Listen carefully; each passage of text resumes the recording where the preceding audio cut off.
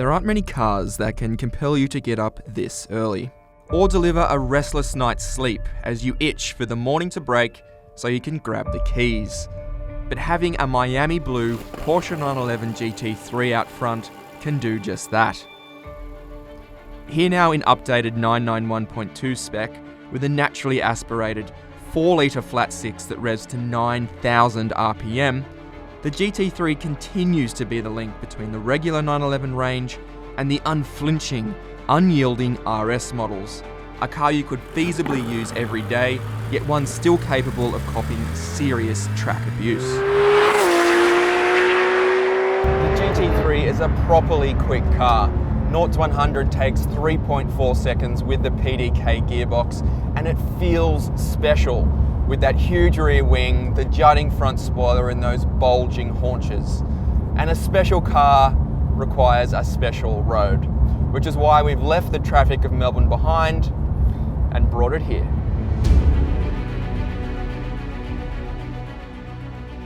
On the map, it's nothing special. A 147-kilometre stretch that, at a distance, could look like any other. The roads to get here are average at best. Clogged highways and unremarkable back roads that are too busy, too heavily policed and too straight. Persevere, however, and things begin to change. The first sign is the jagged peaks of the Grampians that from nowhere suddenly spike the horizon. Then turn onto the Grampians Road towards Hall's Gap, and you enter a new world. One where the road rises and falls to meet sheer cliff faces, where open sweepers give way to narrow hairpins as the road twists higher and higher. The scenery feeling suddenly not so Australian, but almost French or even South African. In many ways, it's an ideal road for a 911. Faster, more powerful GT cars would feel too big. Harder, more focused rivals would be too stiff and unyielding. It certainly looks the part. It's so much more interesting to behold than a regular 991.2, and to my eyes at least, I think it's verging on the old 911 GT3 RS for sheer visual menace.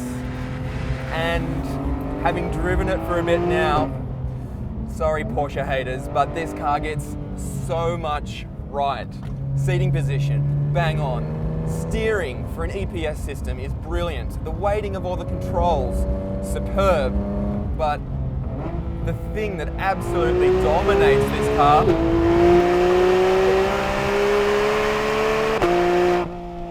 engine. This 4-litre unit is a revised version of the same engine in the 911R and apparently Porsche's Cup cars. There's a new crank, a rigid valve drive system, changes to the intakes, new cylinder bore liners, and it feels absolutely unburstable. I'm just going to shut up for a bit and give you a treat.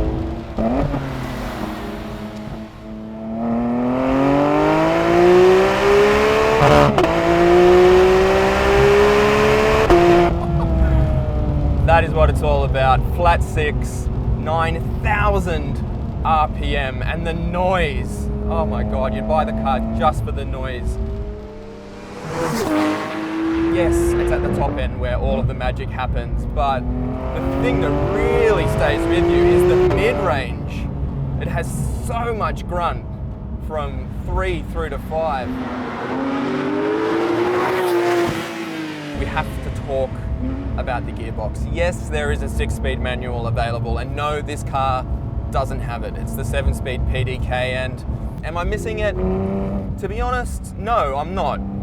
I think Porsche makes the best dual clutch gearboxes on the market right now. Upshifts are absolutely lightning fast, and the shift from second to third, super special. Would I start to yearn for a manual gearbox over time as I started to learn more about the car? Probably, yes. Would I care that the manual gearbox, despite being a bit lighter, is actually much slower? Half a second, 0 to 100? Probably not.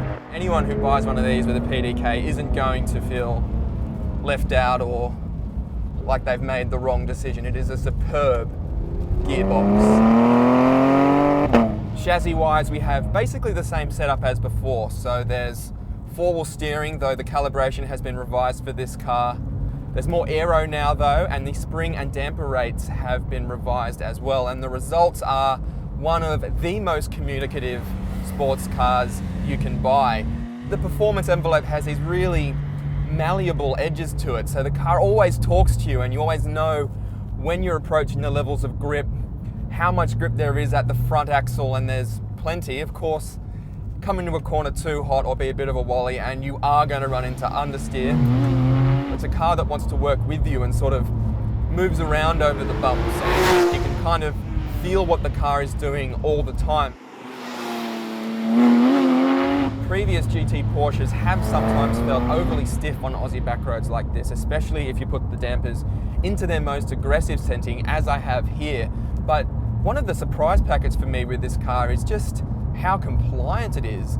It has a real ease to its gait that I wasn't expecting. The whole car feels small and really wieldy, which is helped by the four-wheel steering. You really sort of have to feel it to understand just what a benefit that brings to this car, especially on really windy roads like we have here. This car's rolling on Dunlops, not the specially developed Michelins that Euro spec cars have, but there's no complaints here. There's plenty of grip and communication from the front axle, and the rear grip is absolutely massive. They're 305/30 R20s out there, but even when it does start to go, the ESC and traction control systems are so finely tuned now that the car still wants to work with you. It gives you nice little hints of yaw without throwing you into the bushes. So what about negatives? Well, I guess the PDK is a little bit grumbly and jerky at low speeds, and like most 991s and 991.2s, tyre noise and road noise are a constant bugbear. Plus, if you have a look at the options list on this car, you sort of have to pay almost $1,700 for a reversing camera, which seems a bit steep when that's something standard on a Suzuki Swift. But these are small little things for what is a very special car. What a day, and what a road. I am having an absolute blast. This car is almost perfect for this kind of road. What else would you have? I guess you could have a McLaren 540C or an entry-level Audi R8, but all those cars might be a fraction faster, especially the McLaren. I don't think they'd feel as dexterous or as special or as focused as this car. It really is quite an achievement. Well done, Porsche.